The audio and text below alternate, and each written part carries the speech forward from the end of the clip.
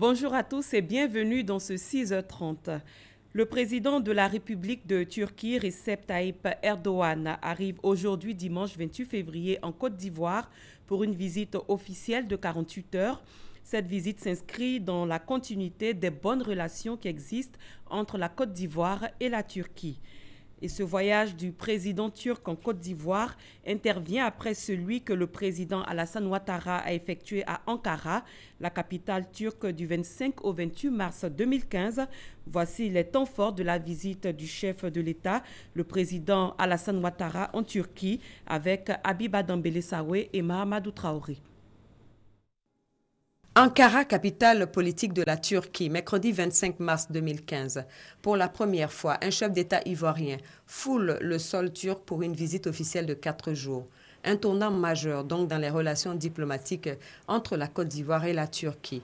Dès son arrivée dans ce pays, le président Alassane Ouattara a accordé un entretien au vice-premier ministre turc, par ailleurs responsable de l'agence de coopération turque, TİKA. De cette rencontre, il faut retenir l'accord de la Turquie pour la construction d'une mosquée, d'une école confessionnelle en Côte d'Ivoire et de l'octroi de bourses d'études aux étudiants ivoiriens. Deuxième temps fort de cette visite officielle, et le plus marquant sans doute, le jeudi 26 mars 2015, c'est la rencontre entre les deux chefs d'État au palais présidentiel d'Ankara. Elle a été marquée par un tête-à-tête entre les présidents Ouattara et Erdogan, suivi d'un entretien entre les deux délégations. Le tout ponctué par la signature de 8 accords de coopération et un dîner officiel offert en l'honneur du président Alassane Ouattara comme pour consolider les relations ivoiro-turques. Le lendemain vendredi, le chef de l'État ivoirien était l'hôte de marque de la Grande Assemblée nationale détentrice du pouvoir législatif et budgétaire en Turquie. Elle contrôle également l'action gouvernementale. Reçu par le vice-président de cette institution, Sadiq Yakup, le président ivoirien a souligné la nécessité pour les deux pays d'intensifier leurs relations, notamment sur le plan économique. Avant de quitter Ankara, le couple présidentiel a visité le mausolée du père fondateur de la Turquie moderne, Mustafa Kemal Atatürk. D'Ankara, la délégation ivoirienne s'est rendue le samedi 28 mars à Istanbul. Istanbul, où le chef de l'État a présidé le premier forum d'affaires ivoiro-turc. Un forum qui a réuni des patrons ivoiriens et turcs et qui s'est soldé par un protocole d'accord en vue de l'établissement d'un conseil d'affaires ivoiro-turc. Dernier temps fort de cette visite officielle, la rencontre entre le président Alassane Ouattara et ses concitoyens vivant en Turquie, estimée à près de 800 personnes. Cette communauté ivoirienne a traduit au chef de l'État l'hospitalité trouvée en terre turque et ses doléances afin d'être partie prenante au processus de développement de la Côte d'Ivoire. Au total, 4 jours de visite qui ont suffi à sceller l'excellence de la coopération ivoiro-turque et le meilleur est à venir avec la visite officielle qu'effectuera le président turc en Côte d'Ivoire à partir de ce dimanche. Les campagnes 2016 de vaccination contre la poliomyélite ont été lancées à Grand-Lao vendredi par le ministère de la Santé et de l'Hygiène publique. Pendant 4 jours, les agents vaccinateurs vont sillonner le pays pour vacciner des enfants. Notons que depuis 2011, aucun cas de polio n'a été enregistré sur l'ensemble du territoire ivoirien. L'OMS a déclaré le 30 novembre 2015 que la Côte d'Ivoire a été libérée de la poliomyélite, mais cette avancée ne fait pas baisser la garde selon les autorités sanitaires. Doigt de laser. Des membres inférieurs déformés ou paralysés. Voici des séquelles de la poliomyélite, une maladie qui touche plusieurs enfants de 0 à 5 ans. Selon l'OMS, Organisation mondiale de la santé, 2 millions d'enfants sont menacés par cette maladie au cours des 10 années à venir dans le monde. En Côte d'Ivoire, le gouvernement s'est investi dans la lutte contre la poliomyélite, ce qui a permis d'atteindre des résultats probants. 0 cas notifiés de 2011 à 2015. Pour la ministre de la Santé et de l'Hygiène publique, la lutte doit être renforcée chaque année pour barrer la route à la maladie. Chacun va être le policier de son voisin. Si votre voisine ou votre voisin, vous vous rendez compte que l'enfant n'a pas été vacciné, vous allez la sensibiliser. Je voudrais que la génération future puisse dire, si je n'ai pas eu la polio, c'est parce que mes parents m'ont vacciné. C'était un défi. Même si la Côte d'Ivoire a été déclarée par l'OMS libérée de la poliomyélite le 30 novembre 2015, elle bénéficie encore du soutien des partenaires de la santé publique pour l'éradication de la polio. Ce sont plus de 8 milliards de francs CFA que nous avons consentis pour l'éradication de la polio. Le Rotary sera toujours présent aux côtés du gouvernement ivoirien et de ses partenaires dans la lutte contre la polio. Il faudra que tous les enfants, et je dis bien tous les enfants, où qu'ils soient, puissent être vaccinés. En effet, pour la première fois de son histoire, cela fait plus de 18 mois qu'aucun cas de poliovirus sauvage n'a été enregistré en Afrique. Et je pense que ceci est une victoire. Du 26 au 29 février 2016, des équipes de campagne de vaccination contre la poliomyélite vont investir les familles partout en Côte d'Ivoire pour administrer à tous les enfants de 0 à 5 ans 2 gouttes de vaccin de la polio. Un camion remorque transportant 35 tonnes de sucre frauduleux a été intercepté sur l'axe San Pedro-Grand Bérébi. Un entrepôt contenant plus de 200 tonnes de sucre importé du Brésil de façon illégale a également été saisi. C'est le fruit de la vigilance de la cellule de la 5e Légion de la gendarmerie de San Pedro. Le témoignage d'Abou Sanougou. 300 tonnes de marchandises frauduleuses saisies par la gendarmerie de San Pedro. Il s'agit de sucre et de riz. C'est exploitant une information anonyme que le chef de la cellule opérationnelle de la 5e Légion de gendarmerie de San Pedro, le colonel Jules Akpokwa, et ses hommes interceptent un camion remorque transportant 35 tonnes de sucre sur l'axe San Pedro-Grand Bérébi. Poussant leurs investigations, les gendarmes découvrent un entrepôt contenant plus de 200 tonnes de sucre importé du Brésil. Cette grande quantité de marchandises arrive au port de San Pedro sous la forme de produits importés, alors qu'en réalité, c'est du sucre dissimulé dans des conteneurs. Une fois dans l'entrepôt, il est reversé dans des sacs estampillés Côte d'Ivoire. Puis, à l'aide de matériels adéquats, ces sacs sont recousus, entreposés et déversés ensuite sur le marché ivoirien. Les enquêtes sont en cours pour mettre le grappin sur les autres responsables de ces réseaux. Interpellés, le propriétaire de l'entrepôt et le conducteur du camion remorque seront conduits devant le parquet de Sassandra. Ce sont des ambassadeurs de l'écologie. 384 élèves sont allés à l'assaut du changement climatique. On en parle dans ce reportage. Une randonnée dans le parc national du Banco. Un parcours d'une demi-journée au cœur de la nature. Une visite de découverte et d'information pour la ministre française de l'écologie, du développement durable et de l'énergie. Ce site de 600 hectares de forêt primaire abrite 764 espèces d'arbres plantés et une maison de la nature. Des échanges et des informations soutenus par les directeurs de l'OIPR, l'Office ivoirien des parcs et réserves. Le modèle de développement des ouvrages d'assainissement du parc et de la ville d'Abidjan ont été évoqués. Émerveillés de constater le sérieux de la préparation des négociations de la conférence climat qui aura lieu bientôt à Paris, la présidente de la conférence des parties COP21 est optimiste. Que la Côte d'Ivoire ait pu préserver autant d'espaces naturels et de parcs, c'est déjà très important, formidable.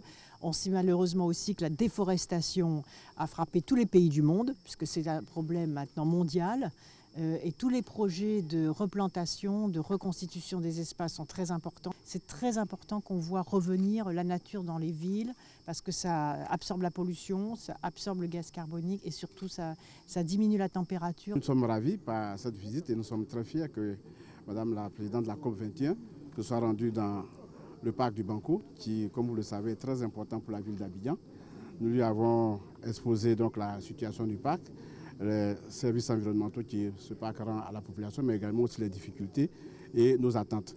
Les projets d'urgence à réaliser dans le parc national du Banco sont, entre autres, la réalisation de la clôture du parc, l'achèvement du barrage et des ouvrages d'assainissement. Des engagements pour la Côte d'Ivoire qui continue sa transition vers l'économie verte. Vous venez plutôt de suivre la visite de la ministre française de l'écologie dans le parc national du Banco, une étape très importante pour faire avancer les projets d'accès aux énergies renouvelables en Afrique. À Ouatchap, dans le département de Ferkessédougou, les femmes sont organisées en coopérative. Depuis une décennie, elles rendent possible la scolarisation des enfants dans le village. Qui sont ces braves dames? Comment sont-elles parvenues à ce pouvoir? Des réponses dans ce reportage de Léon Brou. Chant puis place au travail. Presque un rituel quotidien pour ces femmes de Ouatchap, village d'environ 500 âmes dans le département de Ferkessédougou. Patronnes des bas-fonds, elles produisent des maraîchers, un acharnement au travail pour la cause de l'école. On s'en va vendre et puis venez garder l'argent là. Maintenant, nos maris les disent vont mettre les enfants à l'école, c'est ça, nous on prend l'argent pour les donner. Nous on n'a pas eu la chance pour aller à l'école, nous on ne veut pas que notre enfant n'a qu'à être comme nous. Environ une décennie que les agricultrices de Ouatchap sont au service de l'école. Résultat, une école primaire publique formelle avec 3 salles de classe offertes par le conseil régional du Tchologo. Les promotrices de l'établissement ont déjà investi plus d'1 million de francs CFA et tiennent à remplacer l'école communautaire de Ouatchap, leur première réalisation pour permettre de scolariser sur place les enfants du village. Il y a d'autres qui sont partis à 3e, 4e, 5e. Ils sont beaucoup. Chaque année, ma femme me donne 40 000. Elle peut m'aider par rapport aux enfants, ceux qui vont à l'école. En tout cas, les femmes nous aident beaucoup. Même les bénévoles qui sont ici, là, c'est les femmes qui payent. L'instigatrice de ce déclic, la voici. Sarkès Congo, épouse Koulibaly, jusqu'alors unique ressortissante de Ouatchap, a joui de son droit d'aller à l'école. Le gouvernement, parlant de la scolarisation massive de la jeune fille, en son temps, nous avons profité de l'occasion et nous avons sensibilisé nos sœurs particulièrement. Sinon, tous les parents au village à scolariser leurs enfants. Le groupement agricole féminin de Ouatchap est né dans la mouvance des CMF en tant des comités des mères d'élèves filles pour encourager la scolarisation de la jeune fille.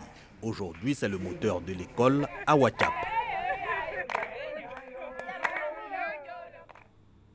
Nous restons dans le domaine de l'agriculture pour nous intéresser à la filière cacao. L'ONCC veut améliorer les conditions de vie des cultivateurs. Des explications de Moussa Konaté. Au départ, la femme aide son mari durant toute la chaîne de production, de cabossage, tout ça. Et au moment de la vente, elle est mise à l'écart.